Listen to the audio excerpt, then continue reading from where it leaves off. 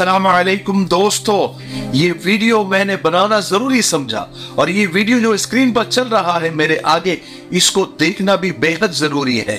ये आप लोगों को समझना बेहद जरूरी है कि करोड़ों की मुसलमानों की ज़कात, सदका, फितरा किस तरह जाया हो रहा है।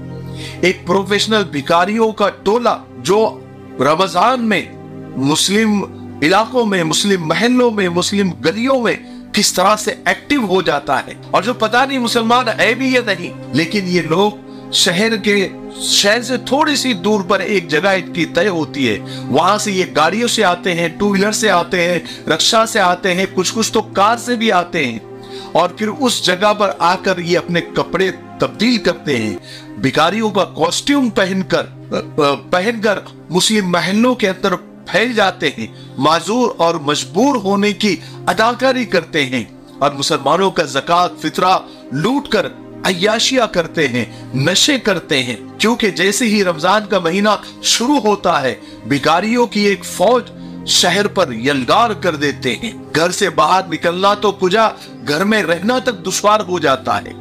एक जाता है, दूसरा आ जाता है।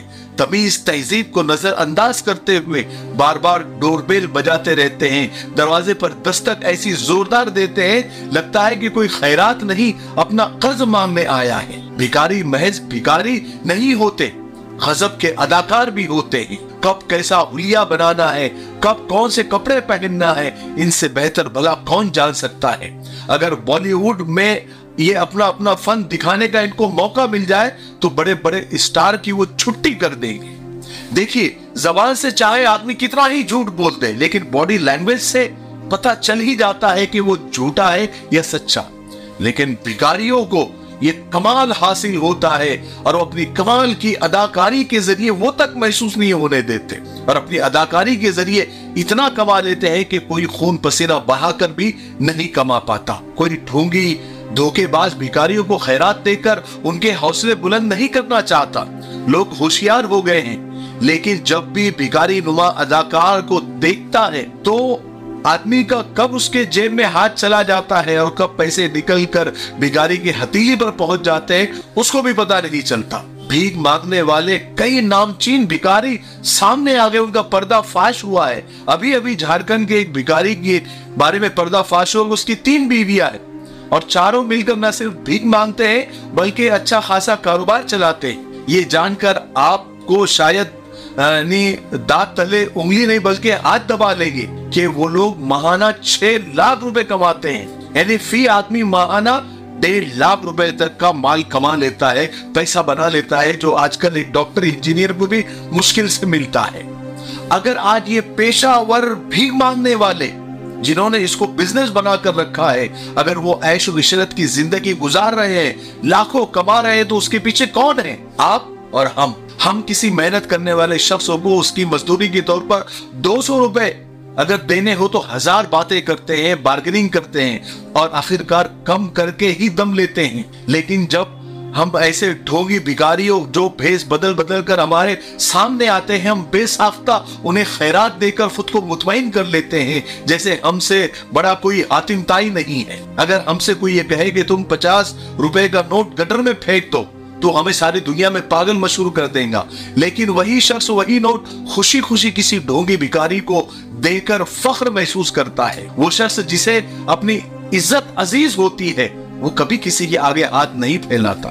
एक दौर था जब भिखारी ये सदा लगाते नजर आते थे कि गरीबों की सुनो तो वो तुम्हारी सुनेगा, तुम 1 पैसा दोगे वो 10 लाख देगा। आज पैसों का चलन तो नहीं रहा, लोग भिखारी के हाथ पर नोट थमा देते हैं, और आज ऐसा हाल हो गया है कि कोई अगर 5 या 10 का नोट थमा दे भिखारी के हाथ में तो भिखारी उसको ऊपर से नीचे तक घूरता है, जैसे दिल ही दिल में कह रहा हो कि अगर तेरी भी यही औकात है तो आजा मेरे पहलू में बैठ जा, तेरे से ज्यादा मैं कमा लेता हूँ।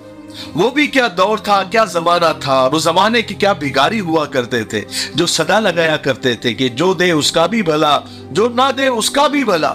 लेकिन आजकल के भिखारी नहीं, शिकारी हुआ करते हैं, जो खैरात लिए बगैर आपको आसानी से छोड़ते ही नहीं, जोर दिखाकर, दबाव बनाकर पीछे पीछे आपके लगे रहते हैं। मजबूरन कुछ न कुछ आपको देना ही पड़ता है।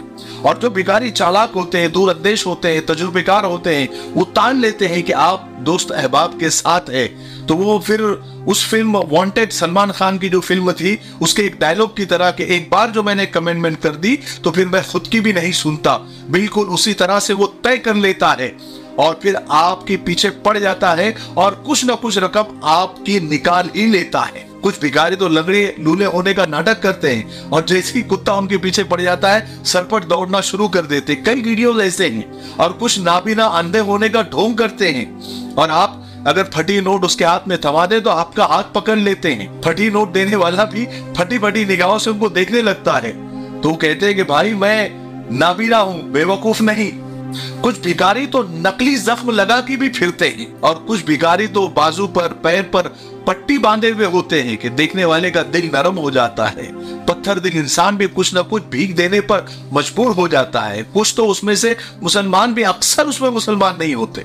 आप देखिए मस्जिद के अंदर ये इंसान जो आपको वीडियो में नजर आ रहा है, ये मुसलमान नहीं है, लेकिन मुसलमानों का हुलिया बनाकर मस्जिद के अंदर भीख मांग रहा था, मस्जिद के अंदर चंदा कर रहा था। देखिए इनकी पहुंच, हिम्मत देखिए कि ये इनको इतना अच्छा रिस्पांस मुसलमानों की तरफ से मिलता है कि वो मस्जिद के अंदर घुस गए। सोचिए जब मस्जिद के अंदर ये गैर मुस्लिम मुसलमान बनकर भीख मांग सकता है, तो हमारे महलों के अंदर, सड़कों पर या गलियों में किस तरह से कई ऐसे वीडियो सामने आ चुके हैं कि जो मुसलमान भी नहीं होते लेकिन हुलिया बनाकर, दाढ़ी टोपी लगाकर और औरतें बुर्का पहनकर भीख मांग रही होती है, क्योंकि वो मुसलमानों को एक तरह से अहमक ही समझते हैं।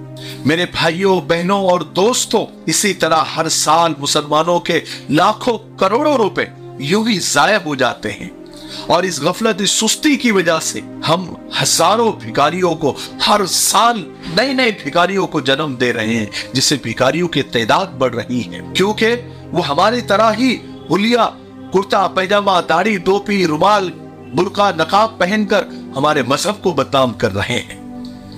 इसलिए हमने ये मुहिम शुरू की है कि भिखारियों को बिल्कुल पैसे देना बंद करें। ये प्रोफेशनल जो भिखारी है, इनको पैसे देना बिल्कुल बंद करें। अगर ये पैसे का सही इस्तेमाल हो तो हर हफ्ते, बल्कि मैं तो यूं कहूंगा कि हर दिन, रोजाना एक स्कूल, एक कॉलेज बन सकता है। इसलिए अपने पैसों का सही इस्तेमाल करें। हमने वो मुहिम शुरू की है अल्हम्दुलिल्लाह, और हम कामयाबी के साथ आगे बढ़ रहे हैं। हमने पुणे से 100 किलोमीटर की दूरी पर फलटन एक शहर है, वहां पर 2 एकड़ जमीन भी ले ली है, एक फ्लोर भी तैयार कर दिया है, 7 करोड़ का काम है, 2 करोड़ का काम भी कर दिया है।